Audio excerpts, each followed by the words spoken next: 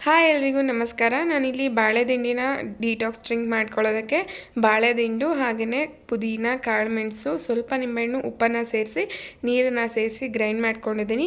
ಇದು ಯಾರಿಗೆಲ್ಲ kidney stone ಇದೆ ಅವರಿಗೆ ತುಂಬಾ ಹೆಲ್ಪ್ ಮಾಡುತ್ತೆ. ನಂತರ ನಾನಿಲ್ಲಿ ಕ್ಯಾರೆಟ್, ಆ್ಯಪಲ್ ಹಾಗೆಯೇ ಒಂದು ಬಾಳೆಹಣ್ಣು, ಸ್ವಲ್ಪ ವಾಟರ್ ಮಿಲನ್ ಸೀಡ್ಸು ಹಾಗೆಯೇ ನಾನಿಲ್ಲಿ ನೆನೆಸಿಟ್ಟಂಥ ಡ್ರೈ ಫ್ರೂಟ್ಸನ್ನು ಸೇರಿಸ್ಕೊಂಡಿದ್ದೀನಿ. ಸ್ವಲ್ಪ ನೀರನ್ನು ಸೇರಿಸ್ಕೊಂಡು ಅದಕ್ಕೆ 1 ಟೇಬಲ್ ಸ್ಪೂನಷ್ಟು ಮೊಸರು, ಕೊನೆಯದಾಗಿ ಚಿಯಾ ಸೀಡ್ಸ್ ಆಗ್ಬೋದು ಅಥವಾ ಕಾಮ ಕಸ್ತೂರಿ ಬೀಜ ಅಥವಾ ಹನಿಯನ್ನು ಸೇರಿಸ್ಕೊಂಡು ಡ್ರೈ ಫ್ರೂಟ್ಸ್ನ ಗಾರ್ನಿಷ್ ಮಾಡಿಕೊಂಡ್ರೆ ಸ್ಮೂತಿ ರೆಡಿ ಆಗುತ್ತೆ. ನಂತರ ಕ್ಯಾರೆಟನ್ನು ಸೇರಿಸ್ಕೊಂಡು ನಾನಿಲ್ಲಿ ಚಪಾತಿಯನ್ನು ಕೂಡ ಮಾಡ್ಕೊಳ್ತಾ ಇದ್ದೀನಿ. ಹಾಗೆಯೇ ಚಪಾತಿಗೆ ಕಾಂಬಿನೇಷನ್ ಆಗಿ ಬದನೆಕಾಯಿ ಎಣ್ಗಾಯಿ ಕೂಡ ಮಾಡ್ಕೊಂಡಿದ್ದೆ.